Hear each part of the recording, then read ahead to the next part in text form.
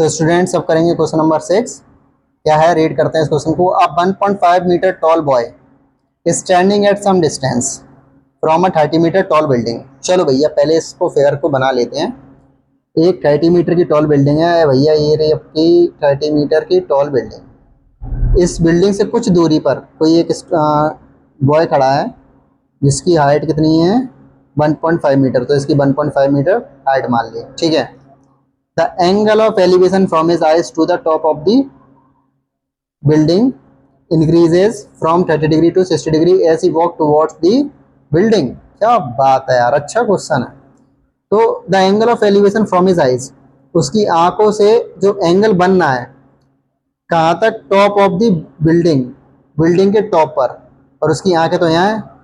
तो कितना बनना है, increases from 30 degree to 60 degree. तो मान लो ये आपका जो ग्राउंड है, ये तो ग्राउंड हो गया है ना। अब इसी के समान एक पैरेलल लाइन और खींच देते हैं, ठीक है, एग्जैक्ट।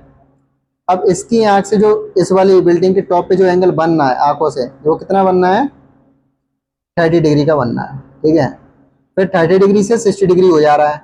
ऐसी वॉक्स टुवर्ड्स द बिल्डिंग। अब ये जो बनना है ना वो आगे की तरफ बढ़ रहा है। तो मतलब मान लो 30 डिग्री, फिर ये मान लो यहाँ बढ़ा तो यहाँ आके रुका होगा, तो इसने देखा होगा ऊपर की ओर जो एंगल बनना होगा वो कितना बनना होगा, 60 डिग्री, ठीक है।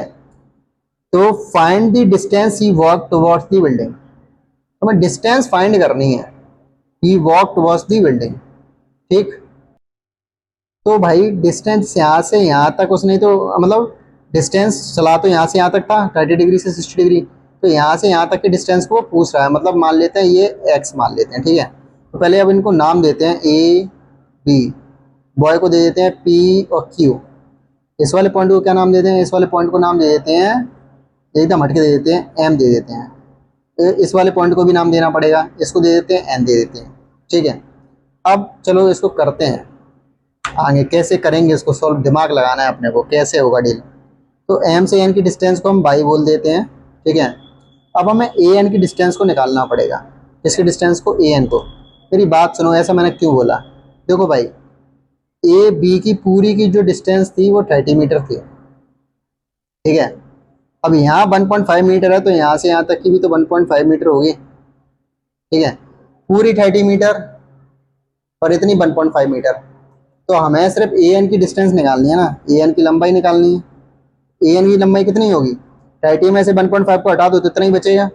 अब 30 में से माइनस करोगे 1.5 को तो 1.5, तो पॉइंट के नीचे पॉइंट, तो ये 2, ये 9 और ये 10। 10 में से 5 गया 5, 9 से बन गया 8 और ये 2, कितना आ जाएगा 28.5 मीटर। तो जो अपनी ए एन की जो डिस्टेंस हो गई वो कितनी हो गई, 28.5 मीटर, ठीक है भैया। तो अब इसको सॉल्व करना है, तो क्वेश्चन को सॉल्व करेंगे कैसे, इसको देखना है। अब इसमें दो ट्राइंगल बनना है, एक ट्राइंगल है ए एम एन, दूसरा ट्राइंगल है ए क्यू एन। सबसे पहले छोटा वाला ट्राइंगल लेते हैं, in triangle A M N, ठीक है, ए एम एन ये ट्राइंगल लिया है। तो इसमें ध्यान से देख रहे हो कि ये जो एंगल है, एंगल के हिसाब से अपने को क्या दिया, परपेंडिकुलर और नीचे बेस। हाइपोटेनस तो है नहीं अपने पास, तो परपेंडिकुलर अपॉन बेस। तो भैया परपेंडिकुलर अपॉन बेस किस में होता है, टेन में होता है, ठीक है। टेन थीटा इक्वल टू क्या होता है, perpendicular upon base. Tan theta की जगह क्या लिख देंगे, 60 डिग्री। परपेंडिकुलर की जगह अपन पी लिख देंगे, और पी नहीं लिखेंगे, ए एन लिख देंगे, है ना। ए एन अपॉन बेस की जगह क्या लिख देंगे, एम एन, ठीक है। और ए एन की वैल्यू कितनी निकली थी, 28.5, और एम एन कितना है अपना वाई। टेन 60 डिग्री की वैल्यू कितनी है, √3। तो y इक्वल टू क्या हो जाएगा, क्रॉस मल्टीप्लाई करोगे तो 28.5 √3, ठीक है भैया। ये तो अपनी किसकी वैल्यू निकल गई, y की वैल्यू निकल गई। चलो अब आगे देखते हैं। अब कौन सा ट्राइंगल फाइंड करेंगे, ए क्यू एन।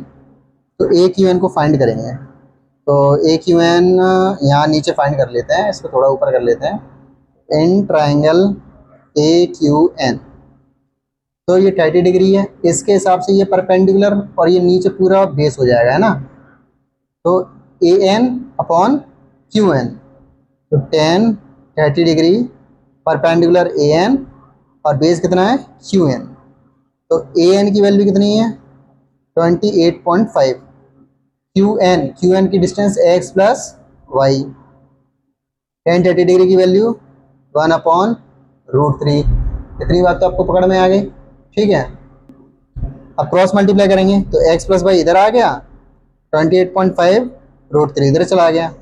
अब वाई की वैल्यू को तो हम यहाँ से उठा सकते हैं, तो एक्स प्लस वाई की वैल्यू क्या थी 28.5/√3 इक्वल टू 28.5√3।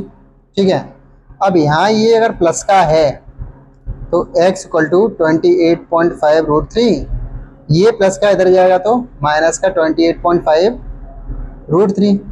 और सॉल्व करेंगे 28.5 इधर भी है कॉमन ले लेंगे तो 28.5 अंदर क्या बच गया √3 माइनस इसके नीचे 1/√3।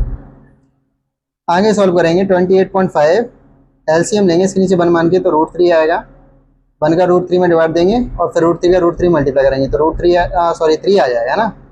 √3 का √3 में डिवाइड देंगे 1 आएगा, 1 का 1 में करेंगे 1 आ जाएगा। 28.5 इंटू 3 में से बनेगा 2/√3। अब देखो यार √3 तो फिर भी नहीं हटा, तो अब इससे क्या करना पड़ेगा रैशनलाइजेशन करना पड़ेगा, √3 इंटू √3। ठीक है, अब देखो 28.5 का 2 में मल्टीप्लाई करेंगे, 2 5 के 10, फिर पॉइंट लगा दिया, 2 8 60 17 और 2 2 4 1 5, 57.0√3/√3 का √3 में करेंगे 3 आ जाएगा। 3 से इसको काटेंगे तो कितना आएगा 19√3 मीटर। तो मतलब जो बॉय था वो यहाँ से जो यहाँ तक चला, जो उसने डिस्टेंस कवर करी थी बिल्डिंग की ओर जाने के लिए इस पॉइंट से इस पॉइंट तक, वो कितनी थी 19√3 मीटर। ठीक, तो लिख देंगे हैंस, या छोड़ो आप तो समझ ही गए हो ना, अब यार जगह ही नहीं है पेज में, तो आप इसको नोट कर लो। ठीक, तो यहाँ पे अपना जो 6th वाला पार्ट था कंप्लीट हो गया है।